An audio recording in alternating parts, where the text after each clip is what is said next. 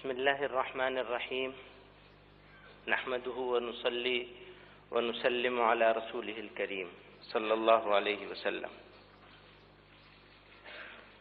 काबिल सद एहतराम जलालतुल मलिक अब्दुल्लाह सानी इब्न अल हुसैन अल मुअत्तम, हमारे प्राइम मिनिस्टर नरेंद्र मोदी जी, मुझे कहा गया कि इस किताब के बारे में कुछ कहूं जो अभी शाह अब्दुल्ला साहब को पेश की गई है। हिज रॉयल हाइनेस प्रिंस गाजी बिन मोहम्मद की किताब इस्लाम का तारुफ बाशऊर क़ारियीन के लिए इसको जो आज प्रेजेंट किया गया है, ये कोई फॉर्मेलिटी नहीं बल्कि एक हिस्टोरिकल मोमेंट है। इस किताब में true meaning of Islam, universal message of love, peace and coexistence पर आलिमाना तरीके से रोशनी डाली गई है। हिज मेजेसिटी शाह अब्दुल्ला साहब ने इस किताब के फॉरवर्ड में बजा तौर पर फरमाया है कि इसकी इशाअत से आपसी खलीज को पुर करने में एक हद तक मदद मिलेगी। हम इंडियंस के लिए आपसी भाईचारा, मोहब्बत और रवादारी सबसे इम्पोर्टेंट है, क्योंकि हमारे देश में हर धर्म, हर रंग, हर नस्ल, हर तहजीब के फूल खिलते हैं। जो चीज हमें जोड़ती और एक कौम बनाती है वो हमारा मजहब, रंग, नस्ल, तहजीब और जबान नहीं, बल्कि हम सब बाहमी मोहब्बत के ऐसे धागे में बंधी हुई एक कौम है। ऐसा नहीं है कि ये नेशनल यूनिटी किसी हादसे, किसी एक्सीडेंट की वजह से पैदा हो गई, बल्कि सेंचुरीज से ये इस राष्ट्र की आत्मा और इसकी मिट्टी में रची बसी है।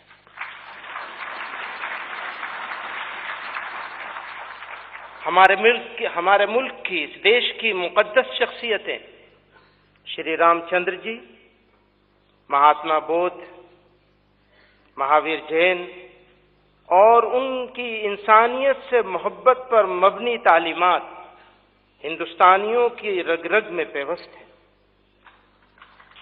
उनके बाद हजार सूफिया किराम ने सरवर कायनात हजरत मोहम्मद सल्लल्लाहु अलैहि वसल्लम के लाए हुए इस्लाम के पैगाम मोहब्बत को इस मुल्क में प्रेजेंट और इंट्रोड्यूस कराया।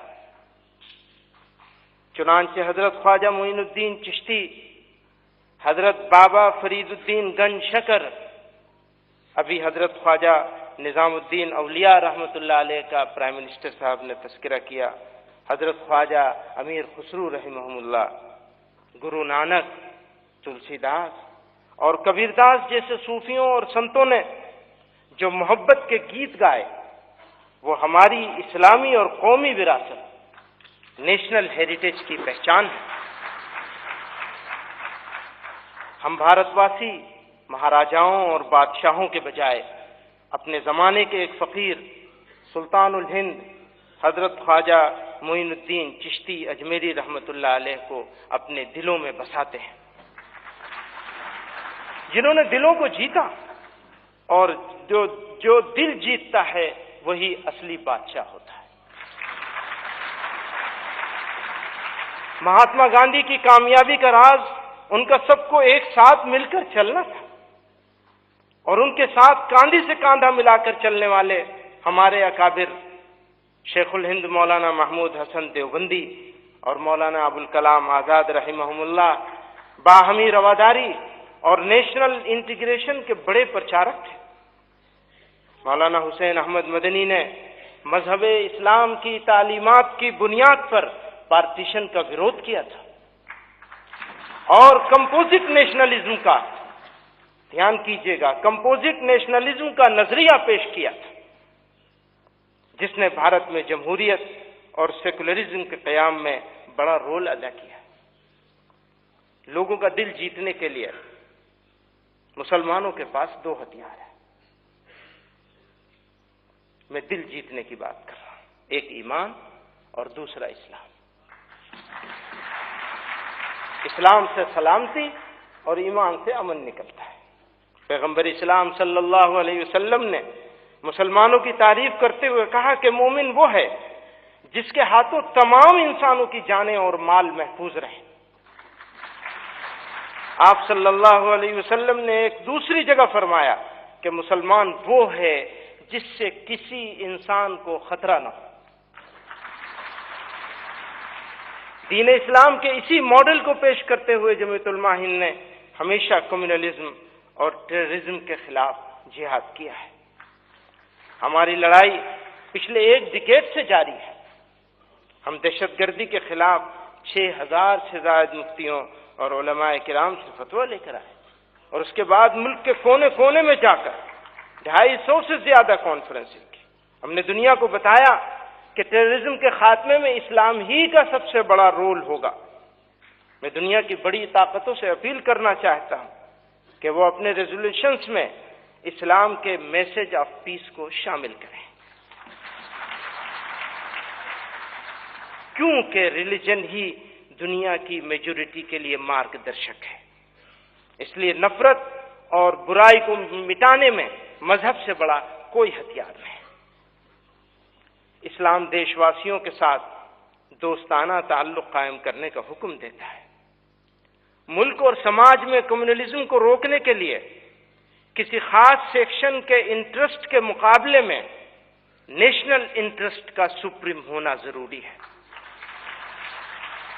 हमारे बड़ों ने मजहबी नुक्ते नजर से राष्ट्र हित को बड़ी अहमियत दी है और यह हमारे बड़ों का फैसला है। ध्यान कीजिएगा, यह हमारे बड़ों का फैसला है कि इंडियन मुस्लिम्स और इस नेशन का इंटरेस्ट कभी अलग अलग नहीं हो सकता।